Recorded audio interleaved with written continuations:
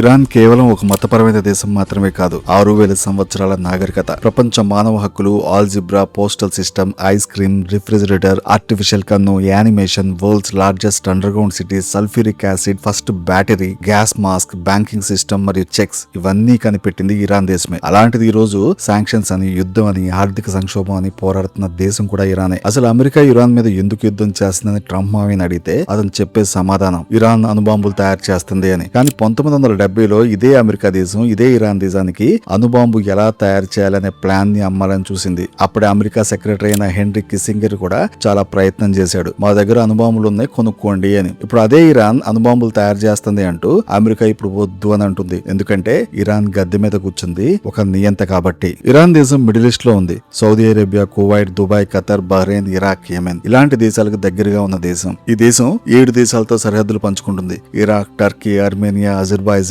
Turkmenistan, Afghanistan, Pakistan. Iran మొత్తం వైశాల్యం 16.5 లక్షల చదరపు కిలోమీటర్లు. అందులో సుమారుగా 10 కోట్ల మంది ఇరాన్ ప్రజలున్నారు. ఈ దేశం యొక్క అధికారిక భాష పర్షియన్, ఫార్సీ అని అంటారు. ఈ దేశంలో చాలా భాగం ఎడారి మరియు పర్వతాలతో నిండి ఉంటుంది. అందుకే ఈ దేశంలో ప్రజలందరూ కూడా సరిహద్దు ప్రాంతాల్లో ఎక్కువగా నివసిస్తుంటారు. ఇక్కడ కరెన్సీ పేరు ఇరానియన్ రియల్. ప్రస్తుతం 2026లో ఇజ్రాయెల్ అమెరికా ఇరాన్ యుద్ధం వల్ల ఈ దేశం యొక్క ఇరాన్ రియల్ బాగా పడిపోయింది. $1 విలువ ఇక్కడ 13,20,000 రియల్స్. ఇరాన్ దేశానికి చిట్ట చివరి రాజుగా ఉన్న అతని పేరు మొహమ్మద్ రిజా పల్వి. ముద్దుగా ఇతని షాహ్ అని పిలుస్తుంటారు. ఈ రాజుతో అమెరికా దేశానికి చాలా సంబంధాలు ఉన్నాయి. అమెరికా దేశం ఈ రాజుకి రాజకీయంగా, సైనికంగా సపోర్ట్ ఇచ్చేది. అమెరికా నుంచి యుద్ధాలు, టెక్నాలజీ కూడా ఈ రాజు ఇంపోర్ట్ చేసుకునేవాడు. అలా అమెరికాకి ఇరాన్ కి మంచి సంబంధాలు అప్పుడు బలపడ్డాయి. ఇలా ఇరాన్ ని ఈ రాజు 1941 సంవత్సరం నుంచి 1979 సంవత్సరం వరకు పరిపాలించాడు. ఈ షాహ్ పరిపాలనలో 1963 సంవత్సరంలో వైట్ రెవల్యూషన్ ని తీసుకొచ్చాడు. అంటే ఎవరికి నచ్చిన బట్టలు వాళ్ళు వేసుకోవచ్చు, ఎవరికి నచ్చిన తిండి వాళ్ళు తినొచ్చు. అలాగే భూ సంస్కరణలు, మహిళలకు ఓటు హక్కు, మోడర్నైజేషన్ ఇవన్నీ కూడా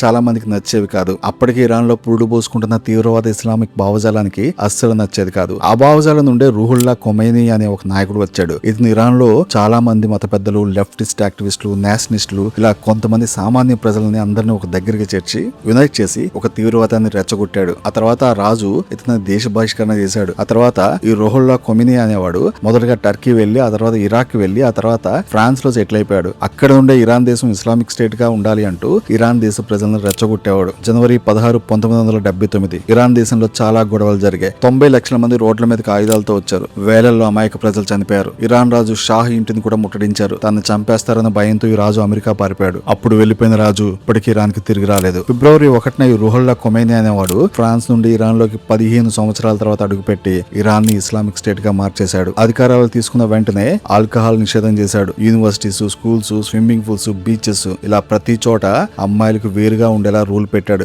ఇరాన్ దేశంలో ప్రజలు మ్యూజిక్ వినకూడదని రూల్ పెట్టాడు. 9 సంవత్సరాల అమ్మాయిని కూడా పెళ్లి చేసుకోవచ్చు అనే రూల్ పెట్టాడు. ఎవరైనా బ్లూ ఫిల్మ్ చూస్తే వాళ్ళకి మరణ శిక్ష విధించేవాడు. అలాగే ఈ దేశంలో ప్రతి అమ్మాయి బురకా వేసుకోవాలి. ఆ బురకా లోపల నుండి జుట్టు కనుక బయటకు కనపడితే 70 కొడా దెబ్బలు కొట్టేవాడు. అమ్మాయిలు కోర్టులో జడ్జెస్ గా ఉండడానికి వీల్లేదు అని ఒక చట్టం చేశాడు. ప్రభుత్వంలో ఉద్యోగం చేసే ప్రతి అమ్మాయిని కూడా ఉద్యోగం నుండి డిస్మిస్ చేశాడు. ఈ ఖొమైనీ తన రెవల్యూషన్ ని ప్రపంచవ్యాప్తంగా తీసుకొస్తాడనే భయంతో ఇరాక్ ప్రెసిడెంట్ అయిన సద్దాం హుస్సేన్ 1980లో ఇరాన్ పై దాడి చేశాడు. ఇది 8 సంవత్సరాల యుద్ధంగా మారిపోయింది. నవంబర్ 1979లో కొంతమంది ఇరానీ స్టూడెంట్స్ అమెరికా ఎంబసీని స్వాధీనం చేసుకుని 52 మంది అమెరికన్లని 444 రోజులు బందీలుగా పెట్టుకున్నారు. దీంతో ఇరాన్ అమెరికా సంబంధాలు పూర్తిగా తెగిపోయాయి. అప్పటి నుండి ఇరాన్ దేశం మీద అమెరికా శాంక్షన్స్ మొదలుపెట్టింది. అది ఇప్పటికీ కొనసాగుతూనే ఉంది. డిసెంబర్ 1979 సంవత్సరంలో ఈ రూహుల్లా ఖొమైనీ సుప్రీం లీడర్ గా అయ్యాడు. అప్పటి నుండి ఇరాన్ దేశం షియా ముస్లింల రాజ్యంగా మారిపోయింది. ఈ షియా ముస్లింలు అందరికీ ప్రపంచవ్యాప్తంగా మత గురువు అయిపోయాడు. ఇతని పాలనలో ఇరాన్ పతనం మొదలైపోయింది. ఆ తర్వాత 1989 జూన్ 3న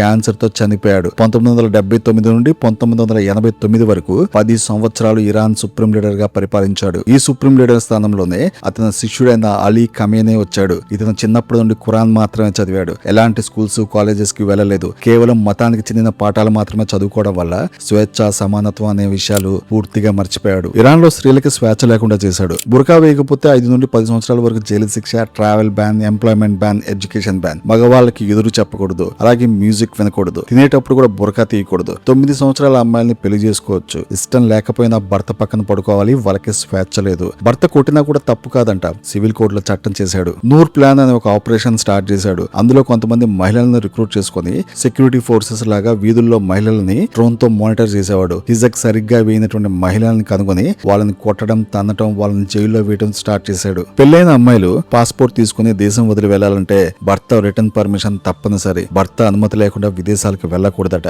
డివోర్స్ కావాలంటే భర్తకి ఎప్పుడైనా ఏ కారణం లేకుండా డివోర్స్ చేసుకునే హక్కు ఉందట. కానీ మహిళలు డివోర్స్ చేసుకోవాలంటే కోర్టులో సరైన కారణం చూపించాలి. మహిళలు బైసికిల్ తొక్కకూడదట. అలా చేస్తే వాళ్ళ కన్యత్వం పోతుందని, ఆ కన్యత్వం కేవలం తన కాబోయే భర్తకు మాత్రమే చెందాలని చట్టం చేశాడు. ఫుట్బాల్, వాలీబాల్ స్టేడియంలోకి రావడానికి మహిళలకు పూర్తిగా నిషేధం చేశాడు. అలాగే భవిష్యత్తులో ఇరాన్ దేశానికి మహిళలు ప్రెసిడెంట్ గా కూడా కాకుండా చట్టం చేశాడు. ఈ ఇరాన్ రాజ్యాంగం ప్రకారం ఈ దేశంలో పురుషుడు ఎప్పుడైనా ఏ కారణం లేకుండా భార్యతో డివోర్స్ చేసుకోవచ్చు. ఒకేసారి ఒక ఇరానియన్ పౌరుడు 4 పెళ్లిళ్లు చేసుకోవచ్చు. అంతేకాకుండా చాలా మంది టెంపరీ భార్యలను కూడా పెట్టుకోవచ్చు. అలాగే ఈ దేశంలో ఆల్కహాల్ తాగడం పూర్తిగా ఇల్లీగల్. మొట్టమొదటిసారి పట్టుబడితే కొరడా దెబ్బలు కొడతారు. మళ్ళీ పట్టుబడితే మరణశిక్ష వేస్తారు. అలాగే బ్లూ ఫిల్మ్ చూస్తే మరణశిక్ష విధిస్తారు. హోమోసెక్సువాలిటీకి కూడా మరణశిక్ష ఉంది. ఇరాన్ ప్రపంచంలో హోమోసెక్సువాలిటీకి మరణశిక్ష విధించే దేశాల్లో 7వ దేశం. ముస్లిం అబ్బాయిలు మతం మారినా లేదా నాస్తికుడిగా మారినా అది చట్ట విరుద్ధం. దానికి మరణశిక్ష కూడా విధించవచ్చు. ఈ ఇరాన్ దేశంలో ఒక వ్యక్తి, ఈ అలీ ఖమేనీ అనేవాడు రిజైన్ చేయమని ఒక లెటర్ రాశాడట.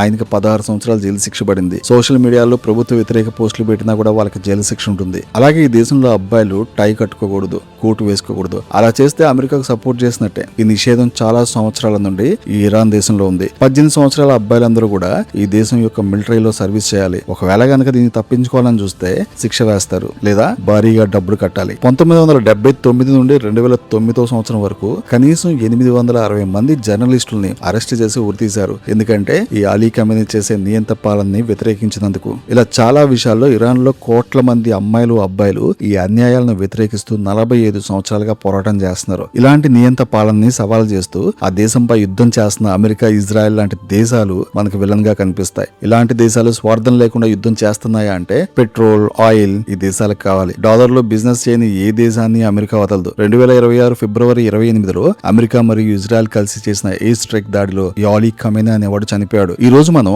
ఈ ఇరాన్ దేశాన్ని గొప్పగా పొగిడిన చరిత్ర అంతా కూడా నిజమైన పారసీయులది. వాళ్ళే జొరాస్ట్రియన్స్. ప్రపంచ మానవ హక్కులు, algebra, postal system, ice cream, refrigerator, artificial కన్ను, animation, world's largest underground city, sulphuric acid, first battery, gas mask, banking system మరియు చెక్స్ ఇవన్నీ కనిపెట్టింది నిజమైన ఇరానియన్స్. అంటే జొరాస్ట్రియన్స్, పారసీకులైన ఇరాన్ వారసులు. చిన్నగా ఈ దేశం వలసలు, క్రాస్ కల్చర్, పెళ్లిళ్లతో ఈ దేశం చిన్నగా ఇస్లామిక్ తీవ్రవాదం వైపు వెళ్లిపోయింది. ప్రపంచంలోని చాలా తీవ్రవాద సంస్థలకు ఈ దేశం ఫండింగ్ చేస్తుంది. ఇలాంటి తీవ్రవాద భావజాలం ఉన్న దేశాల దగ్గర అణుబాంబు ఉంటే ఏంటి పరిస్థితి? అలాంటి దేశాలకు పాకిస్తాన్ లాంటి దేశం రెచ్చగొడితే ఇండియా పరిస్థితి ఏంటో మీ అభిప్రాయాలు కామెంట్ రూపంలో తెలియజేయండి. ఇంకా ఇలాంటి మరెన్నో ఇన్ఫర్మేషన్ వీడియోల కోసం ఛానల్ సబ్స్క్రైబ్ చేసుకుని బెల్ ఐకాన్ ప్రెస్ చేసి నోటిఫికేషన్ వచ్చేలా పెట్టుకోండి.